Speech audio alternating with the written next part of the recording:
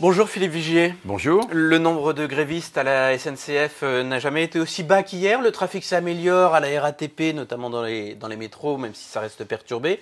Est-ce que tout ça, c'est l'effet du compromis qu'Édouard Philippe a proposé pendant le week-end, ou c'est tout simplement la durée de la grève qui commence à coûter cher aux participants? Il y a deux choses. Il y a déjà un effet de lassitude. 40 jours de grève, ça coûte de l'argent. Il y a un effet de lassitude de l'opinion, parce que cette grève, elle marchait bien, entre guillemets, parce qu'il y avait une adhésion populaire. Et puis la deuxième chose, on voit bien que le front syndical a été découpé en deux. Ceux qui disent que rien ne change pour que tout change, c'est le très beau film du Guéjart, et les autres qui disent, comme les réformistes, CFDT, UNSA, il faut bouger.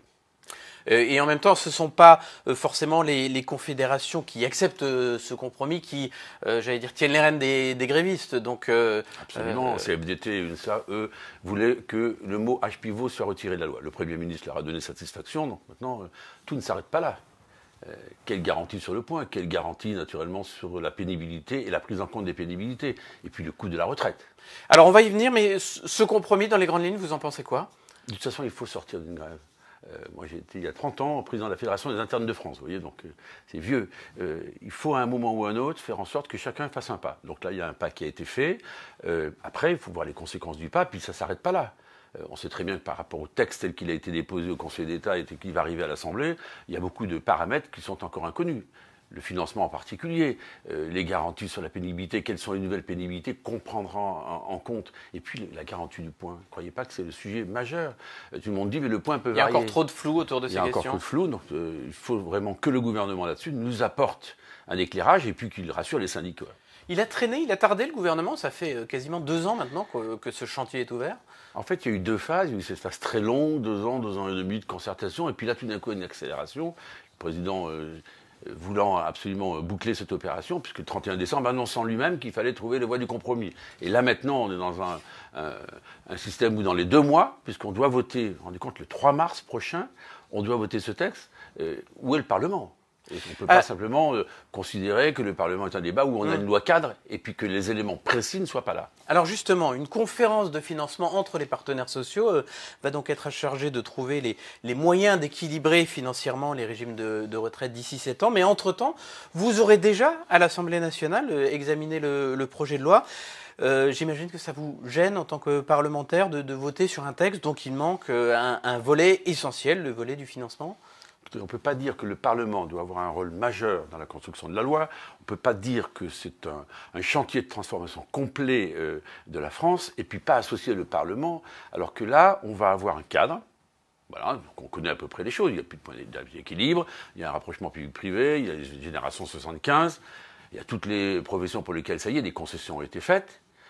On ne sait pas encore, par exemple, vous savez, les taux de cotisation pour les indépendants, pour les agriculteurs, pour les commerçants, en combien d'années tout cela sera harmonisé.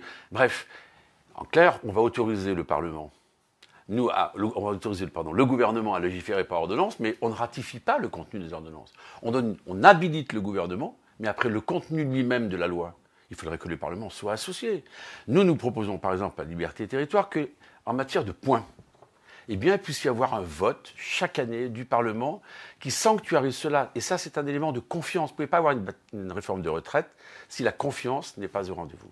Ces zones d'ombre, ces lacunes, vous en tirerez quelles conséquences au moment de voter le projet de loi lui-même? Écoutez, l'essentiel, c'est que cette réforme, il faut la faire. Après, moi, je veux voir quelles sont les incidences financières. Si c'est une réforme qui nous coûte plus cher qu'elle nous rapporte, ça n'est pas possible. Et il y a des éléments positifs. L'élément positif, par exemple, ce sont les carrières hachées. L'élément positif, ce sont les carrières des femmes. L'élément positif, c'est la réversion. Il ne faut pas oublier tout cela. Et puis, l'élément positif, c'est le rapprochement public-privé. Ce qui est très dommage, c'est qu'on est déjà...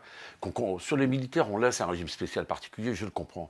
Mais quand je vois que, notamment pour le personnel navigant, on est donc en clair dans l'aérien, on est sanctuarisé un système dans lequel il y a déjà une pénibilité qui est prise en charge de façon exacerbée. Comment vous expliquez qu'un chirurgien cardiaque qui a 63 ans, il doit travailler encore, et alors qu'un aiguilleur du ciel, par exemple, à 52 ans, tout s'arrête? Ça n'est pas possible. Au Sénat, le président Gérard Larcher, mais aussi les groupes PS et LR qui sont majoritaires à eux deux, ils refusent de se prononcer sur la réforme dans ces conditions, notamment sur le flou sur le financement. Est-ce que vous pourriez aller aussi loin, en ce qui concerne votre groupe à l'Assemblée? Non, parce que moi, je suis profondément... J'entends ce que dit le Sénat. Il soulève un vrai problème démocratique. Il soulève un vrai sujet démocratique. légiférer sans en connaître les conséquences financières, légiférer sans tout avoir. Donc écoutez, moi je vais demander au Premier ministre dans les prochains jours qu'il nous apporte des garanties sur le rôle du Parlement. On ne peut pas repousser cette réforme de retraite. Ça pourrait être quoi ces garanties?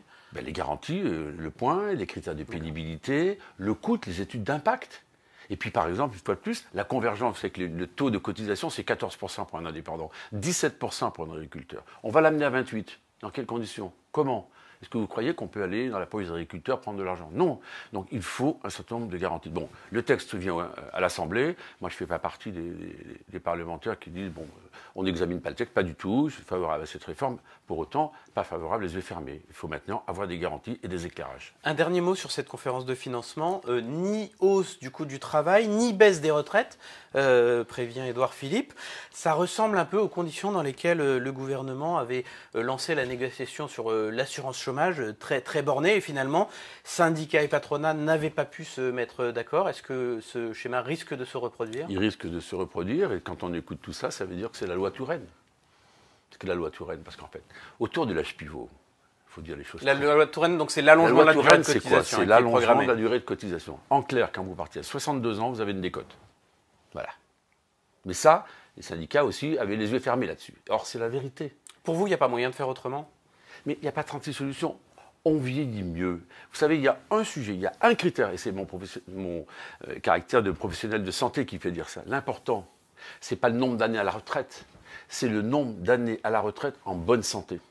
Quand vous regardez les courbes des différents salariés en fonction des métiers qu'ils ont exercés, on voit que ceux qui ont eu les tâches les plus pénibles restent en bonne santé moins longtemps que d'autres. Et donc ce critère-là est un critère majeur. Donc, avec ce qui se passe là, c'est très simple, eh bien, on va devoir travailler un peu plus longtemps. Il faut dire les choses. Mais je préfère travailler plus longtemps et servir des retraites décentes. Je dis bien décentes, des retraites à 800, 900 euros. Moi, je vois en milieu rural, en Eure-et-Loire, à Cloix, dans ma commune. Il y a beaucoup de gens qui sont concernés par cela. On ne peut pas laisser cela ainsi. Alors, vous êtes membre de la Commission des affaires sociales, vous disiez professionnel de santé, vous connaissez bien les questions de santé.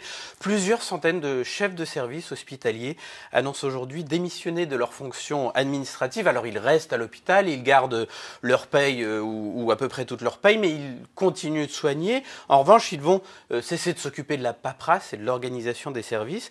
Ils réclament plus de moyens. Est-ce que la crise de l'hôpital, c'est seulement une question d'argent? Agnès Buzyn a annoncé déjà plusieurs centaines de millions d'euros de rallonge, notamment pour les urgences, et puis une augmentation du budget pour les années qui viennent. Non, l'hôpital va très mal. La santé va mal, dans son plan public et privé.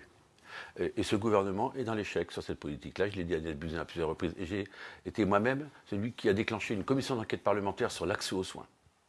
Qu'est-ce qui ne marche pas? Donc vous parlez d'échec. Il y a un problème d'organisation majeur. On a mis de la suradministration qui fait que les médecins sont dépossédés des chefs de service alors qu'il faudrait, avec les chefs de service, faire des contrats d'objectifs et de moyens, voir comment, avec eux, on peut mieux prendre en charge les patients et ne pas les laisser s'enterrer sous des mètres et des mètres de contraintes administratives et avec une administration toujours plus puissante. L'hôpital, ensuite, a été un domaine dans lequel il y a eu des sous-investissements. La reprise de la dette, c'est un bon schéma, mais est insuffisante. Regardez les investissements, c'est 1,5 milliard. Regardez les hôpitaux de proximité. On nous annonce une enveloppe de 200 millions d'euros pour l'ensemble du maillage, ce qui ne fonctionne pas. Et puis le lien public-privé, il ne fonctionne pas. Les groupements hospitaliers de territoire devraient insérer dans l'organisation des établissements publics et des établissements privés. Le chantier d'hôpital est à reprendre. Il n'y a pas assez de coopération, mais ça fait des décennies, j'allais dire. Oui, mais parce qu'on a laissé des tuyaux. Comme les tuyaux d'orgue ne se parlent pas. Or, il doit y avoir des communications. Un patient, que vous le preniez en charge dans le public ou dans le privé, il faut le prendre en charge. Donc, il y a un système de défiance, des salaires qui sont faibles pour les infirmières, notamment pour les aides-soignantes, une pénibilité, on en parle. Voilà un public qui mérite d'être mieux soutenu. Et qui, à 57 ans, à 58 ans, est déjà fatigué, est déjà usé. Non. Et puis la désertification médicale s'aggrave. La ministre l'a reconnu la semaine dernière. C'était la semaine dernière ce qu'on appelle l'évaluation des politiques publiques, et notamment en matière de santé. Les 5 années qui viennent sont encore plus dramatiques en matière d'accès aux soins. L'engouffrement des urgences, où il y a un encombrement absolument terrible. Et puis enfin, il y a un sujet scélérat. C'est la fameuse taxe à l'activité, vous savez, la T2A, et c'est ça qui génère tous ces dysfonctionnements. Au fond, est-ce que l'un des grands problèmes de l'hôpital et de la fonction publique en général d'ailleurs, c'est pas le fait qu'on y fait de l'administratif, mais pas du management? Les chefs de service dont on parlait, ils ont Aucun moyen de récompenser les personnels Absolument. qui s'engagent, qui remplacent au pied levé leurs collègues Absolument, absents. alors qu'un chef de service, on devrait dire, voilà, vous avez telle enveloppe, faites au mieux avec vos personnels, mais vous avez la liberté d'aider justement, comme vous le disiez très bien, ceux qui, à un moment ou un autre, eh bien, reviennent d'une garde et sont prêts à repartir au boulot, d'autres qui sont prêts à donner un peu plus de temps pour l'enseignement, d'autres comme les infirmières ou des aides-soignantes qui sont indispensables, qui sont des maillons absolument formidables. Non, il y a une Pourquoi est-ce qu'on ne met pas un peu de souplesse dans tout ça? Mais parce que c'est l'administration qui a tout dévoré, parce que justement la direction générale de la santé, l'ensemble des organisations autour de la ministre ont tout sclérosé. Tout sclérosé. Vous voyez, là, pour que tout change, pour que rien ne change, là encore. Et ça, c'est un vrai sujet. Alors que le budget de l'ensemble de la sécurité sociale, c'est pratiquement 500 milliards d'euros. Alors que la prise en charge des patients en France est encore une des meilleures. Mais là, il y a une fracture très forte, un découragement. Et quand vous avez fracture et découragement, la défiance est au rendez-vous. Une dernière question, le site arrêtmaladie.fr a suscité la polémique ces derniers jours en proposant des consultations en ligne avec une sorte de pré-diagnostic par le patient lui-même qui indique quelle durée d'arrêt de travail il souhaite. Alors c'est vrai que la démarche apparaît très, très mercantile, une sorte de self-service des arrêts de travail, mais finalement ce type de service en ligne, des téléconsultations, c'est pas aussi un moyen de libérer du temps pour les médecins, une façon d'affronter les déserts médicaux et de laisser les médecins se concentrer sur les tâches les plus importantes? Ce système en ligne pour les arrêts de travail est scandaleux. Il n'y a pas d'autre mot. En revanche, puisque dit de libérer du temps, oui, la télémédecine. Eh bien, la télémédecine, qu'a fait justement la direction de l'assurance maladie? Elle a diminué la possibilité d'avoir recours à la télémédecine parce qu'elle craignait des débordements. Donc il faut y aller franchement. Il faut y aller franchement. Il faut l'encadrer, mais y aller franchement. Ça, c'est un bon moyen pour lutter contre les désertifications médicales.